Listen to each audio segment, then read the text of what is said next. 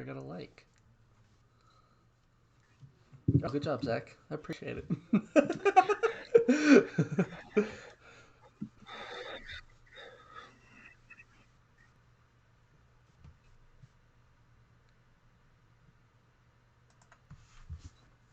Welcome into the Off-Brand Avalanche podcast.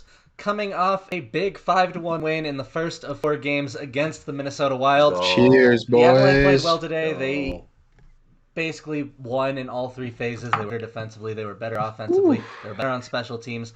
All around, the Avalanche played really well today, and we are happy with that. And we're going to start it off with some victory shots. You guys ready?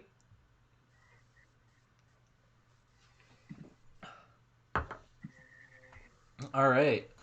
So, a lot of good things came out of today's game, but there were some downsides, which I want to get out of the way first so that we can celebrate the rest of the stream. Let's talk about the injuries. Eric Johnson was the big one, and Von Taves last week, which we didn't think, or last game, which we didn't necessarily think was going to be long-term, now looks like it might be. So the Avalanche have suddenly gone from having so many guys that they can't find space to, now we're kind of right on the fringe. We still luckily to this point have 6 most NHL of the caliber injuries have defensemen. We're going to be come fine on, in that regard. some We're of not our putting depth nobody's pieces, in the not lineup. necessarily our high-end But guys. we're So thinner that's a than bit we of a want to silver be at lining, this I point suppose, right that you now. can find from this. It's still not great, though. Eric Johnson tonight, he's been the stable force of the defense for, years now. He's I think he is the longest tenured Avalanche, and him and Landeskog are the only only 3 that have been. Landeskog, McKinnon, and Johnson have been. Yeah, there we go.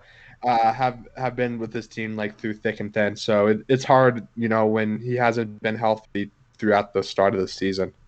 Right, and what a innocent-looking play though too. Just like that's a normal everyday hit, and for him just to land directly on his face like that is pretty scary.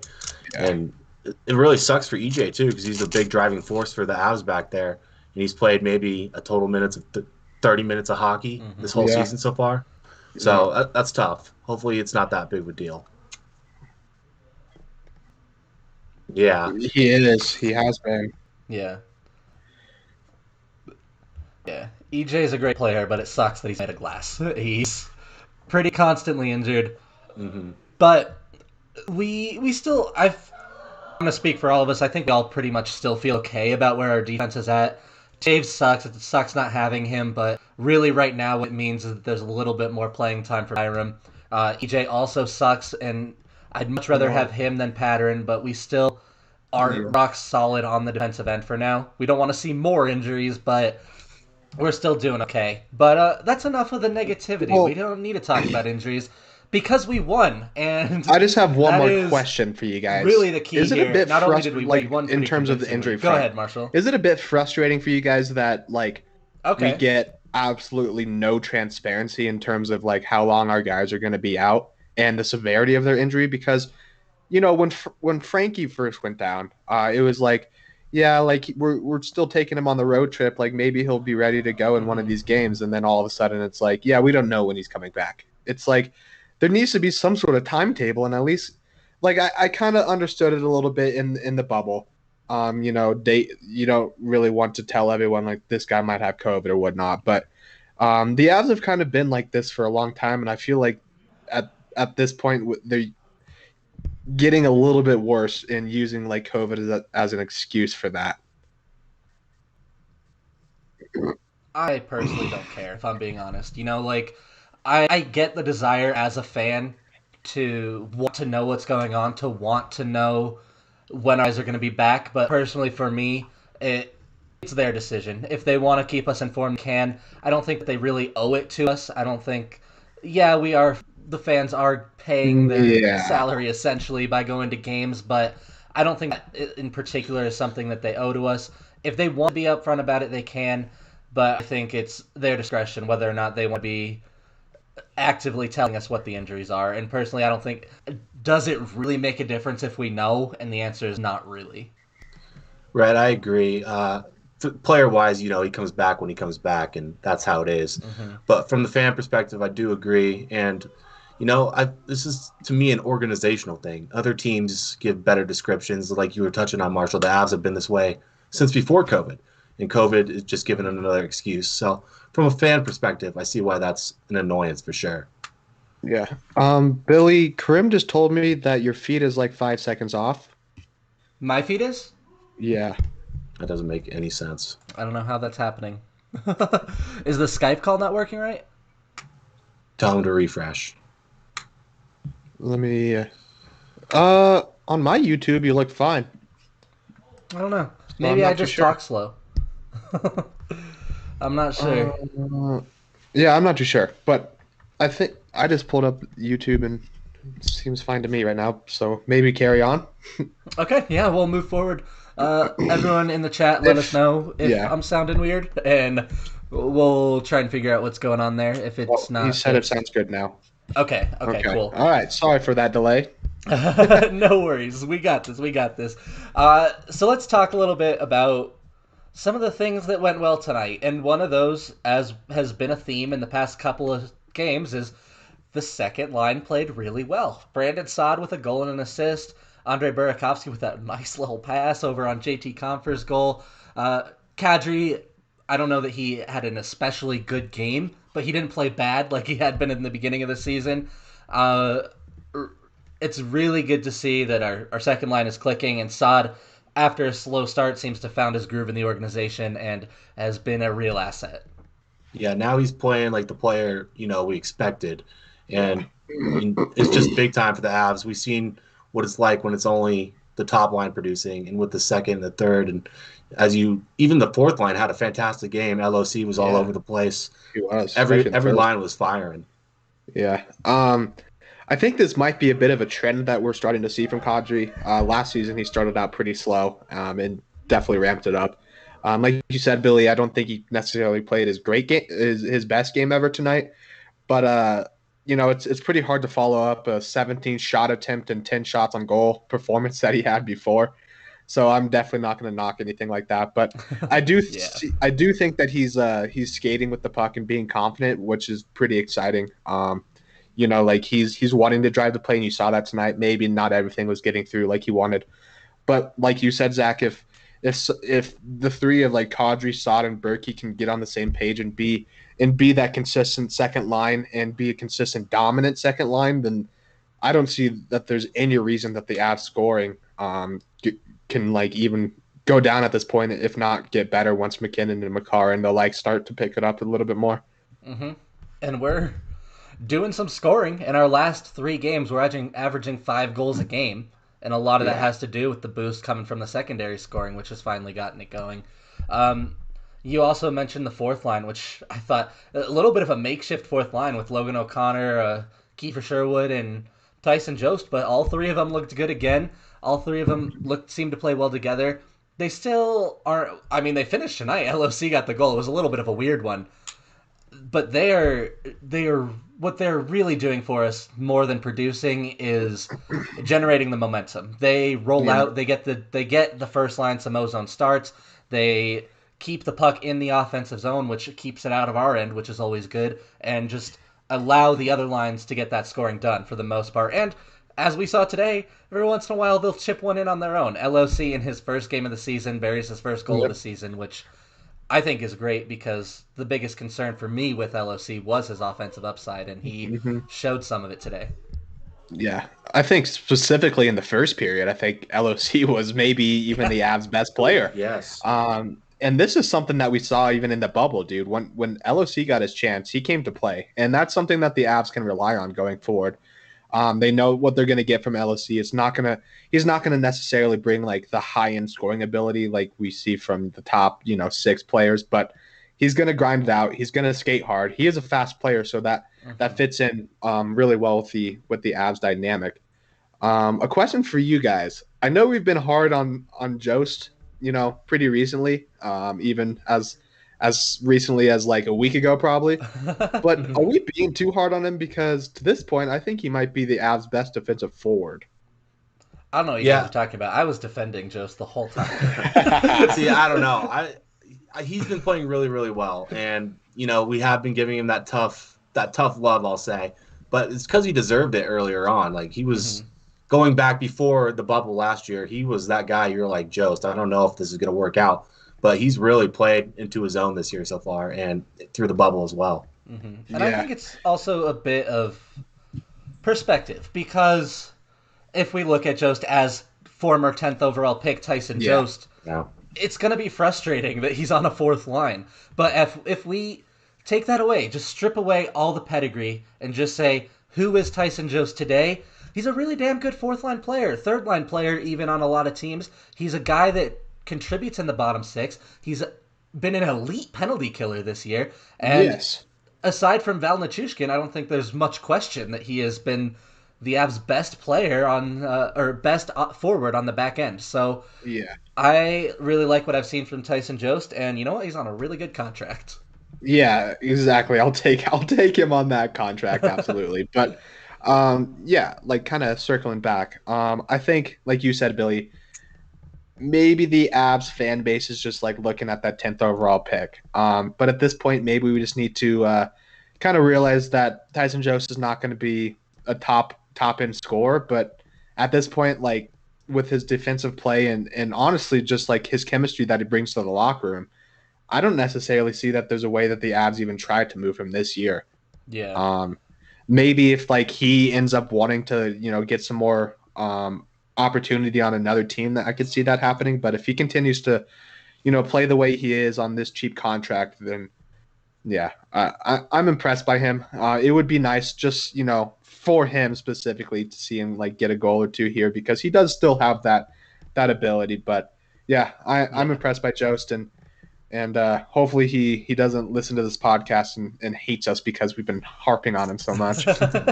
Yeah, I think the biggest thing with Jost is the one thing that still keeps him as firmly a bottom six player rather than a middle six or even top six player is he still can't quite finish, and that's been his problem.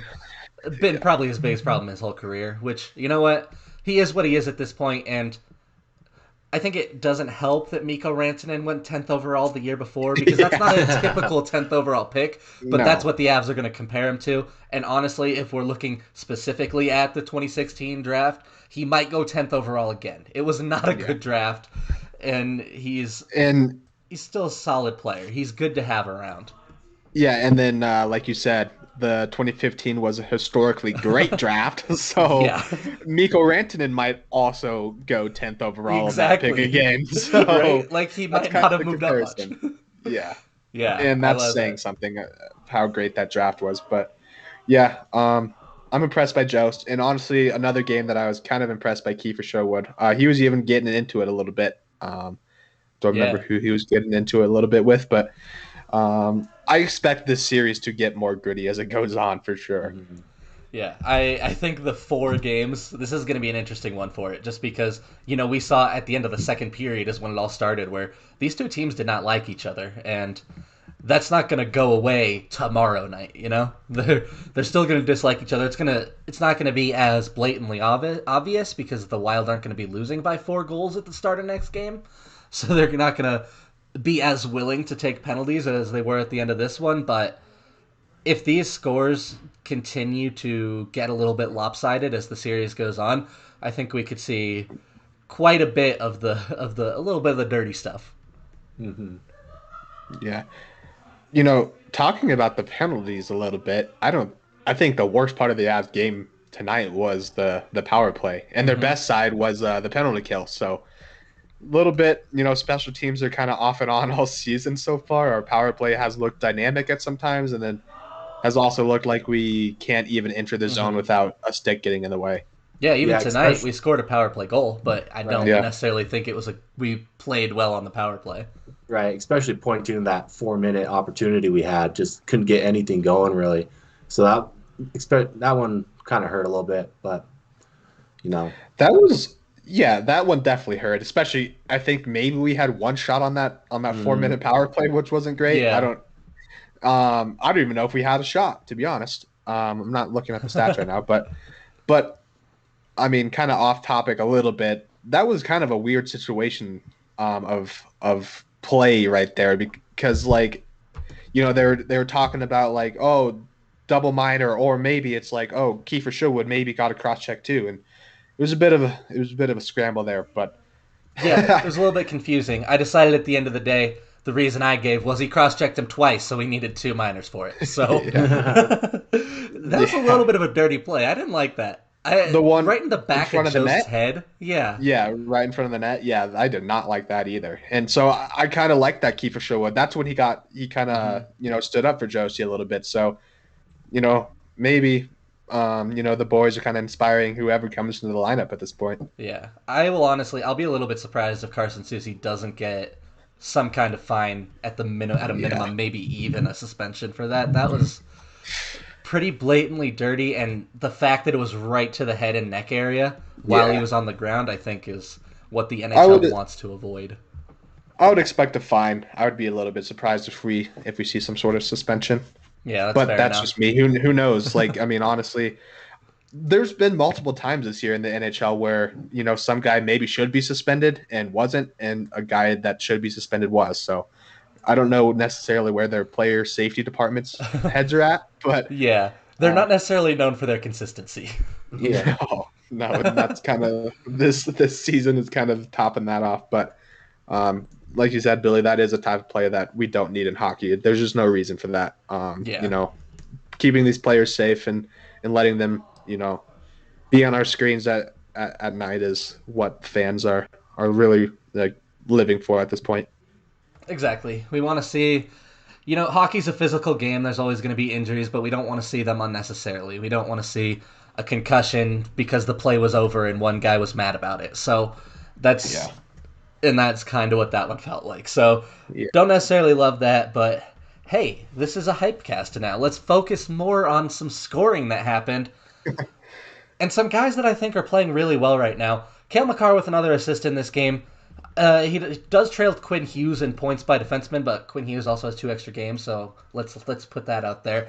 It's funny that these two are going back and forth right now. I My know. That's question what I was is telling right. Zach. My question is last year's Calder debate? Obviously, it's way too early to say that this is the race right now. But is last year's Calder race this year's Norris race? Because right now it looks like it. There's other defensemen around the league, obviously, that are playing well, but at the top two right now really do feel like Cale Makar and Quinn Hughes. Yeah, totally. And I don't watch Quinn Hughes enough to see how he is defensively in the zone. But Cale Makar, that's what sets him apart to me. Yes. Mm-hmm. Is just him in the defensive zone is stellar all the time. Yeah, that is the main, like, Makar is head and shoulders above Quinn Hughes right now. I don't care what you say about the points. I don't care what you say about the goals because of this because of his defensive game right now. He is stellar, and Quinn Hughes is not right now. The Canucks are giving up an absurd amount of goals, and to be the number one defenseman on that team is not necessarily a great look for that Norris race. And I do believe that Cale Makar will end up catching him in points, especially with the games in hand that he has. Yeah, and Cale Makar, I think has been the Avs' best defensive defenseman so far this year. He's been He the best has. on both ends. The advanced analytics agree with me as well. He has looked very, very good on the D side of the puck, and he looked good on the D side of the puck last year. But I think he's taken it to another level this year, where he legitimately is a threat on both ends of the ice. And whatever he's doing, wherever he is on the ice, he is proving that he's one of the best players out there. Oh man, dude. And just imagine once he starts getting these shots through, like Yeah. just the typical like Makar little like pull back toe drag that he was seen to beat the goalies with so many times last year is just barely nicking sticks at this point. Yeah. Just like maybe hitting one extra defender that it didn't hit last season, and I think that's gonna straighten itself out very quickly. I am extremely impressed by Makar. There is no sophomore slump whatsoever between both Hughes and Makar.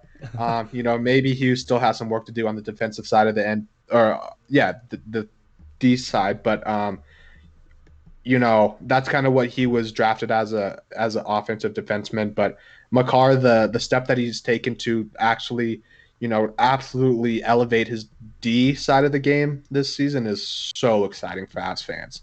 Yeah, and especially now that Makar finally is shooting, I think you're right that he's going to break through. Makar's not going to finish the season with 0 goals. No. And early in the season, first 3 or 4 games, we were talking about it like he just doesn't want to put the puck on net. Well, now he's putting the puck on net, and he's getting close. He's getting real close. He's going to break through here soon, and I think once he does, we're going to start to see them all keep on rolling in. We're going to see quite a few goals out of Cale Makar. Another guy I want to highlight, almost the opposite. You know, last year Cale Makar had the offense and he was good on defense, but he's taken it to a next level. Sam Girard is the opposite. Last year he was very good on defense and he was pretty good on offense, but we felt like there was something more there. Sam Girard has a goal and 7 assists this year. Yeah. He's rocking along at almost a point per game pace. What did he find his groove? Is he just hot right now, or did he find his offensive groove and kind of just step it up? To me, he's found that groove, something we've known he's had just Mm-hmm. based on watching him before, and he's really. They talk about it all the time on just hockey in general. How a defenseman needs about 250 games to really feel comfortable in the league, and Gerard's right there, and you could tell he's figured it out. Yeah, Gerard looks really good We've right now. we forget that Gerard is only 22 years old. Yeah, Because he's already played what 260 games with the Avs, Mm-hmm. like in a row, and so that's extremely impressive for someone at this age. We've always kind of seen that ability from him, his elite skating ability and honestly just his vision. But Billy, I like that you kind of bring up, so Sam Girard has upped his offensive game this year, but his defensive game has not taken a step back Nope. whatsoever. Dude, he Sam is Gerard so rock is solid. also a lockdown guy, you know, and he was last year. He was, I think, last year the Avs' best defensive defenseman. And if it weren't for Cale Makar taking a really good step, he still would be this year. And he's still very, very good in both ends. Yeah, so that's another like those two guys, and then when we get Devontae's back, which I don't expect to be a long-term injury, just I think he's just kind of healing a bad bruise on his foot.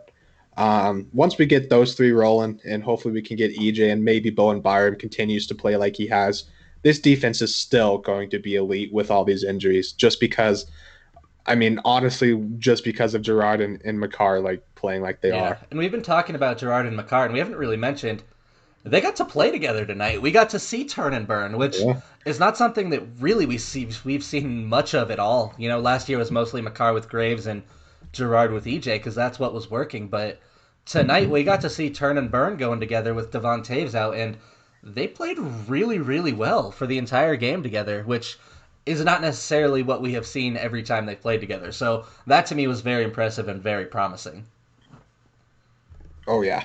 No, there's just nothing really else you could say about that. That's if I mean I don't expect that to stick, especially because of the chemistry that Tays has honestly built between both Makar and Gerard. Gerard specifically on that second power play Mm-hmm. unit. So I don't necessarily think that's going to stick. But if it needs to happen, like in crunch time situations, we know it can't happen. Especially with them just maturing a little bit further this season. Yeah, yeah, and also overshadowed on the defensive end, Bo Byram. Like we're Yeah. talking about all these other guys, Bo played another fantastic game, Yeah. and they were really jacking him off on the the show today. Like Yeah. he stood up that who was it? He stood up who in the zone right there. He just planted his feet. I don't remember, but he stood his ground and blew up one of the players, and they were just absolutely jacking him off. Like they cannot get enough of yeah. Bo, and for good reason. He's played so He's well. looked really good and Yeah. he's looked confident and just like Cale Makar and Sam Gerard, he has this elite level skating ability for a defenseman, which is clearly something that the Avs have looked for in all of their players. Even when we're talking about our fourth liners, we're talking about Kiefer Sherwood and Logan O'Connor, who are very, very good skaters. It's just something that all the Avs seem to have, and Bo Byram is no different and has played Yeah, really well. Bo's defense is also sneaky Yeah. good, and the Yes. fact that he's 19 years old and doing stuff that he's doing is just absolutely unreal. It's Um, so exciting. it is so exciting, so exciting. And the only flaw I see is he's really small. He gets pushed around with one arm. That's the only thing, and that's because he's 19 years Yeah. old. So in a couple of years, Bo is going to be a first And record holder for sure. he has more frame to grow into, than Cale Makar and Sam Yeah. Girard did. He's not Yes. necessarily a big guy, but a little bit bigger than those two. And I think you're right. He's not going to be getting pushed around when he's 23 years old and just as strong as the rest of these guys. He's the one that's going to be doing a lot of the pushing around. Exactly. And thank you, Karim. Yes, it was Yeah. Beats dad. Yeah, I was about to mention that. Yeah, kind of like circling back to what you guys were talking about with Bo here. I think it's very important that the like Bednar and the entire Avs coaching staff is starting to believe in him more and more, as they should. He got some PK minutes tonight. You're starting to see him elevate into more of like a consistent, basis in terms of minutes and just roles with the Avalanche. And I think that's just going to continue as long as he's playing his style of game. What's very impressive with me for him is like not only he's playing very solid on the defensive end of the ice right now, but his breakout passes, and he's honestly just a one-man breakout when he gets the puck at this point. He sees opportunities in on the ice that a lot of defensemen, especially young defensemen, just don't see. And I think that's just going to continue to get better as he matures. And that's, dude, if we have Makar, Girard, and Byram, locked up long term, the Avs decor is going to be so good for a long time. And we've already got Taves for a few years as well, so yeah, it's looking good, especially in that top four. And then we still got Connor Timmins, who I thought had a fairly good game tonight. He's actually on the thumbnail because he was playing, which he has in the past couple. Avatar in the chat, we are not sure how serious the Johnson injury is. Based on the fact that it's Johnson, I'm not going to get my hopes up too much, but it didn't necessarily look too brutal to me. So we will find out eventually, maybe, about that one. I mean, probably not. We'll find out when he comes back how serious it is, basically. Yeah. If I had to guess, though, from him landing on his face like that, and he sat down on the bench after he came back, and they had to take him off to the tunnel. So I think it was concussion protocol. It's definitely concussion. And then, he just doesn't come back because he has a conky. Mm-hmm. So that's what I think is going on for sure. I don't think it's going to be too long term, as long as there's no like serious repercussions from the concussion symptoms that he has. But it definitely that fall that he took didn't look great. So I wouldn't necessarily expect him in the near future. And so this is a good time for Timmins to prove his worth. And we're definitely going to see Greg Pattern in the lineup tomorrow. Yeah, should be Pattern. And I do actually want to move into the lineup for tomorrow because I think there's some interesting stories here. Since Francouz has been hurt, we've only seen one back-to-back, and it was immediately after, so Hunter Miska had to get the start. I'm going to assume Grubauer's not going to start again tomorrow. In this length and condensed season, it would be asking quite a bit to have him starting both nights on a back-to-back after he's already played so many games in a row, which means that there is a bit of a goalie controversy for the Avalanche tomorrow. Do we go back to Hunter Miska like we did last time, or is it time to call up Adam Werner? I would like to see Adam Werner, and I do think that there's a good chance that that's what we do see, but I want to get your guys' take on this. Who do you want to see, and who do we see? Dude, staying consistent with the Avs, in their tendencies, we're going to see Miska again. I mean, like with Belmar going out, this was the perfect opportunity to see either Cal or Bowers. But sure enough, and even Calvert going out, sure enough, we see Kiefer Sherwood and LOC come up, which is not necessarily the worst decision in my mind. But I think that there's just some sort of mentality in the Avs coaching staff to play like the veterans that have been around for a lot longer over the younger guys that maybe don't have as much of a proven track record. So I would say 97% sure that we see Miska in net tomorrow. Yeah, and it looks like Karim's got us in the chat saying Bednar actually said Miska's going to play a game in this trip. So maybe a moot point. Yeah. But I think still worth maybe discussing a little bit because how close is Adam Werner? We've talked about it a little bit where his window is not necessarily going to be open for too much longer with Justus Stanley expected to come in next year.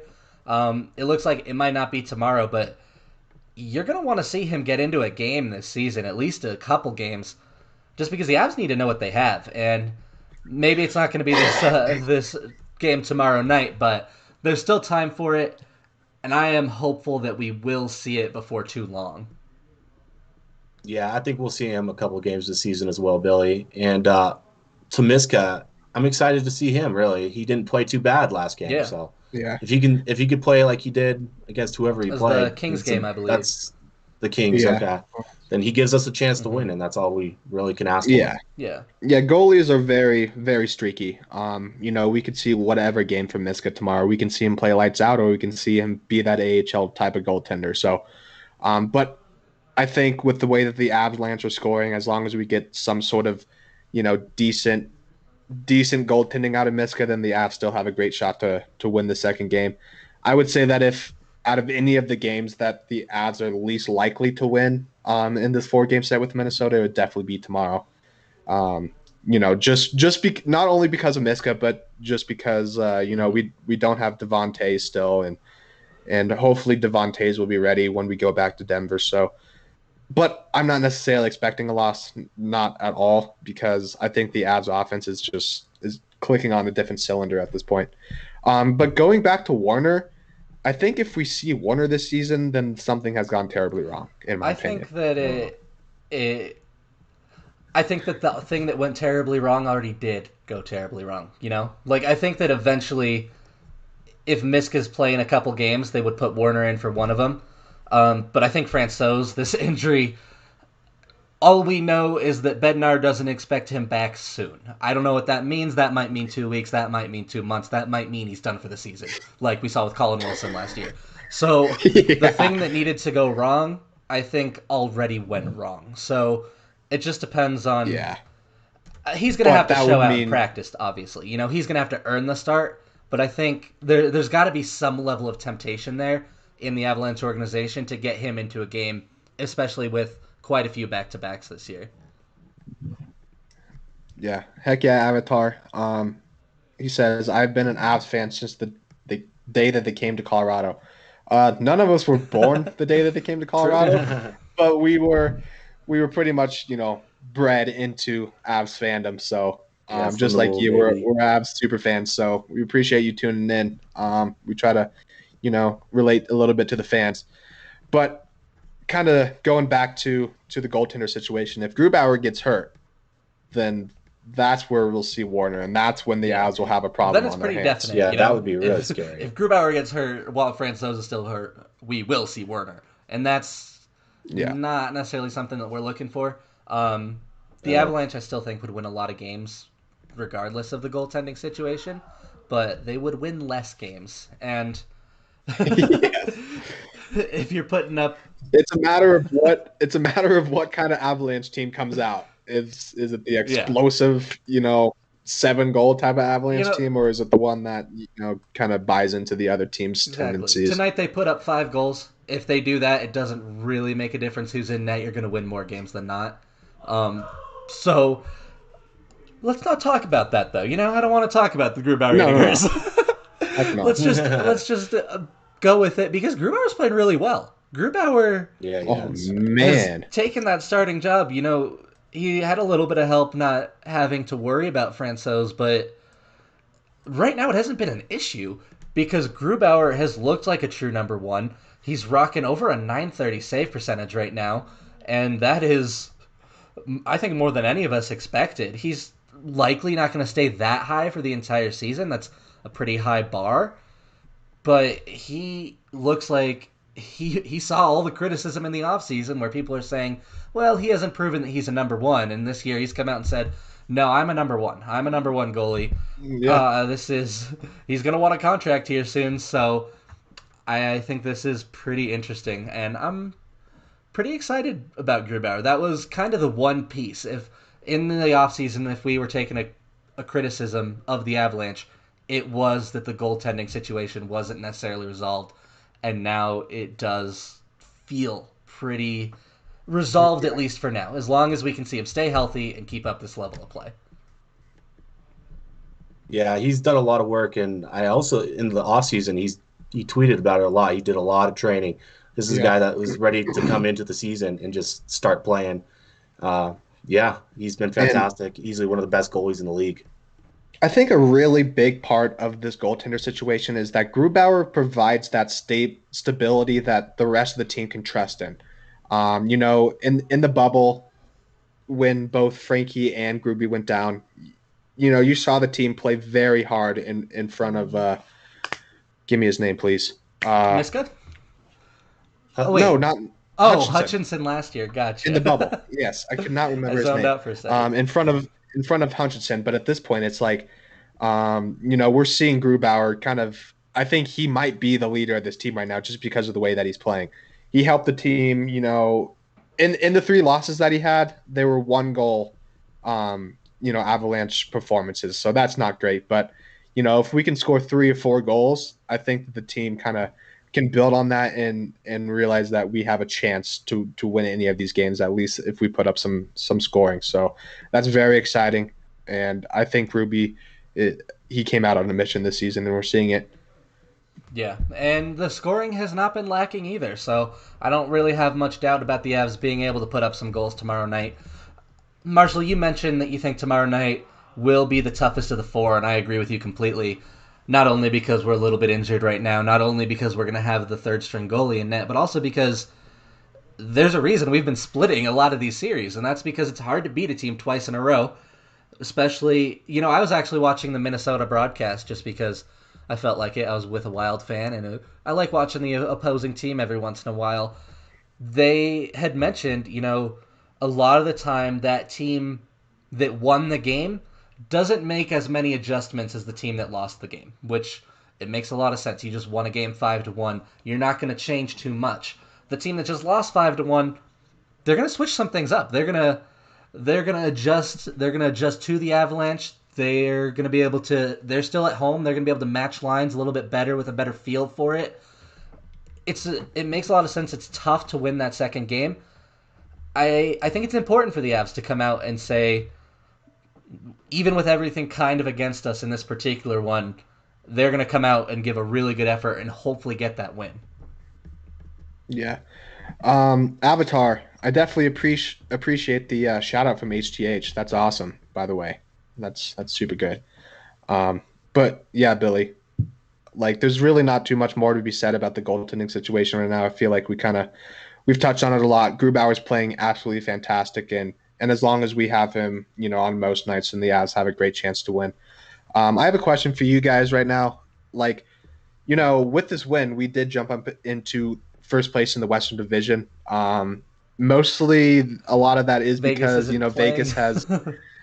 But how much stock do we put in that? I think it's relevant. You always want to be at the Yeah. top. And we beat the team we were competing with. One of us was going to move into first place after tonight, uh, albeit because Vegas isn't playing. They would probably still, I assume, they would have won one of the two games they're back now, so they probably would still be in first. But we're gaining on them. They had 10 points and we had 6. Now they have 11 points and we have 12. So we're making up And ground, it's and we want we want to be in the top spot, which for now we are. Yeah, I mean, given the circumstances, you play your opponent no matter like what they say, and you try to win those games. So at this point, it's I think it's kind of something the Avs are going to look to and like, hey, we're in first Hmm. place. All these critics at the beginning of the season, like, oh man, maybe the Avs aren't as great as we thought that they were. I think this gives them a little bit of confidence, moving forward. That hey, no matter the situation, we can still be the top team in the West. Vegas, who knows what they come out? There's only two. We only have 2 games, or Vegas only has 2 games in hand on us, and who knows if Vegas comes out and loses 2 in a row. So I think it's important to hold that top spot as long as we And can. maybe even a little bit of a weight off the shoulders for the Avalanche. Like you said, a lot of early criticism of them after the slow start. They didn't come out and play as well as we had expected out of the Stanley Cup favorite. And now instead of it being, well, they were the favorite, but now they're in third place in the division and maybe aren't playing their best hockey. It's they were the Stanley Cup favorite. They're currently winning their division. There's not too much for the outside world to criticize, which I don't think that the NHL, these are professionals. I don't think that they're necessarily putting too much stock into criticism, but it's nice to not hear it sometimes. Yeah, Zach, what do you think? Uh, No, I can't really add too much to that. You guys really hit on every single point that I would have talked about there.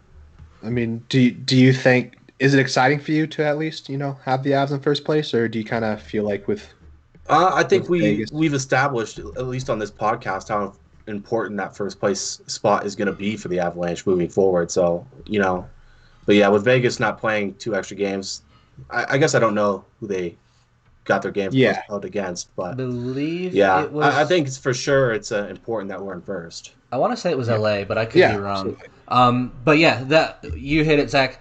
The one seed's going to be fairly important this year, just because, as we've said, there feels like a top three in the West right now. Although the way Minnesota's played, I think it's almost time to start calling it 2-2 with Vegas and Colorado, Yeah, and then St. Louis and Minnesota. But regardless, the 4 seed is going to be an easier matchup than the 3 seed, and that's why, especially with everything so condensed this year, you want that 1 seed. You want the easiest path possible to that next round, because I think it's fair to say that most people expect Colorado and Vegas to meet in the second round of the playoffs, and I'd like to be yeah, the better rested team in that series, to be honest.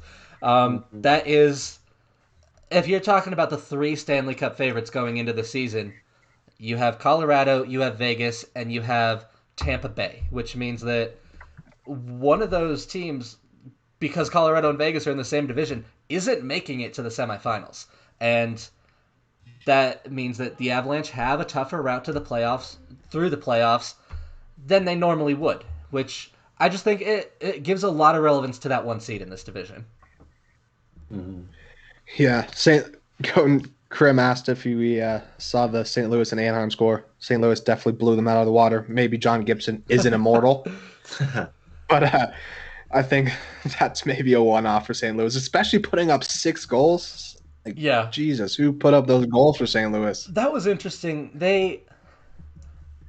It's going to happen sometimes, but it's frustrating that John Gibson decided to steal a win against us and then hands a win to one of our division rivals. But that's Yeah, just how it goes sometimes. I'm so unsure of what to think of St. Louis right now.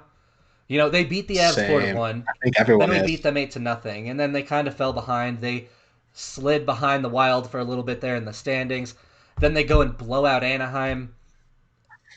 I don't know what St. Louis is. St. Louis I could think be a good team. Maybe they're just average. I don't know. Go ahead, Marshall. this might be a trend. This might be a trend that we see all season from them. To be Just honest, streaky. like off and on, just because, dude, their talent and just look.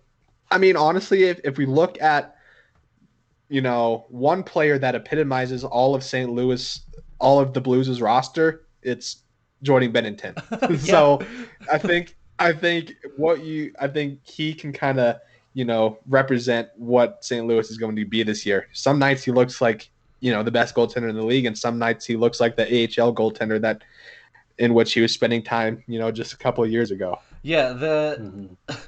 the Blues, even in their cup year, were last place in January, so it's not like they're some paragon of consistency on a regular basis anyway.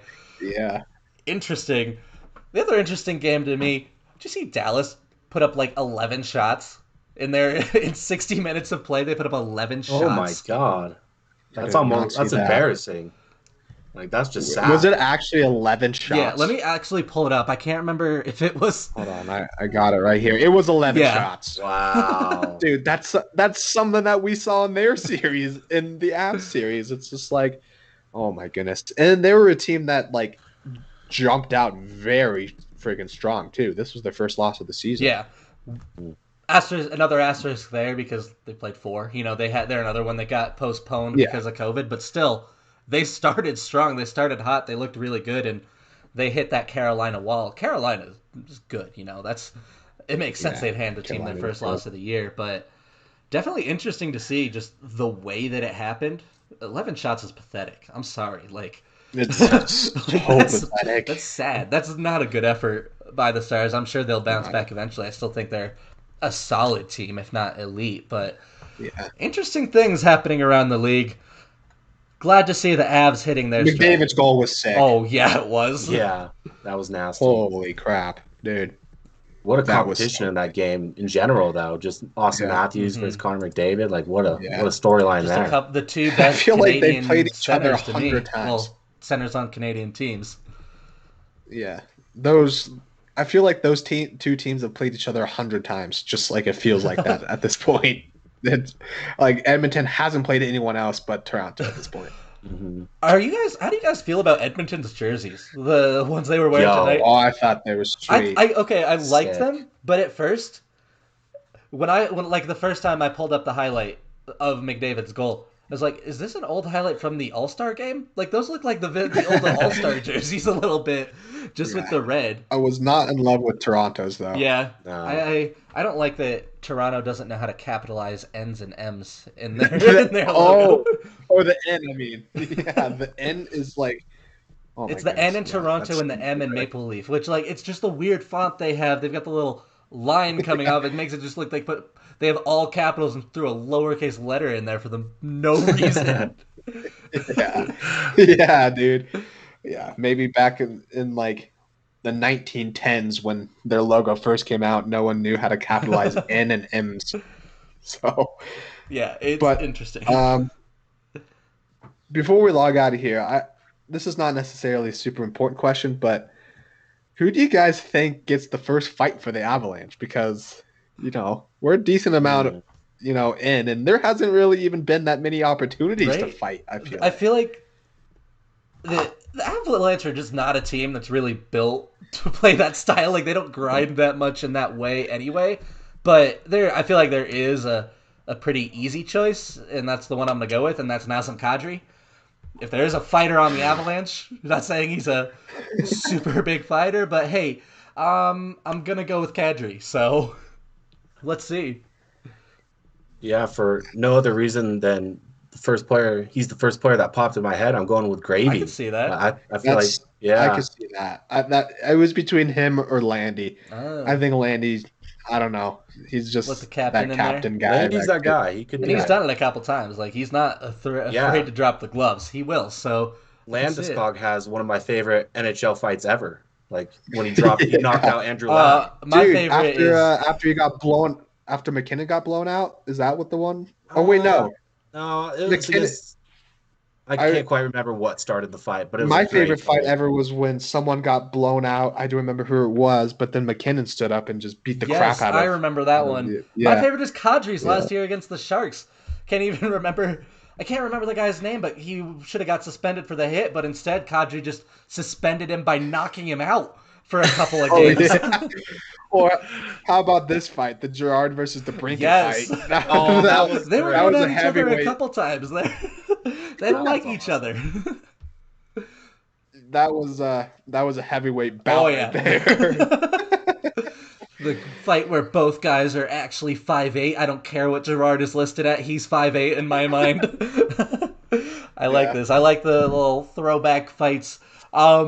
Before we do hop on out of here, do you guys have anything else to add? And for our chat, while you're still here, subscribe to the channel and leave a like on the video just to help us out. But Marshall and Zach, any last things to throw in here? That was my last thing. All right. Yeah, I'm ready to wrap her up. All right. Well, we do appreciate all of our viewers, whether you're watching us on YouTube or all of our other platforms, be that Spotify, Apple Podcasts, Google Play, anywhere you listen to us. We appreciate you. Check us out on YouTube. I think it's a really good place to be. You can see us live. You get to see us a little bit earlier just because it does take a while to process everything.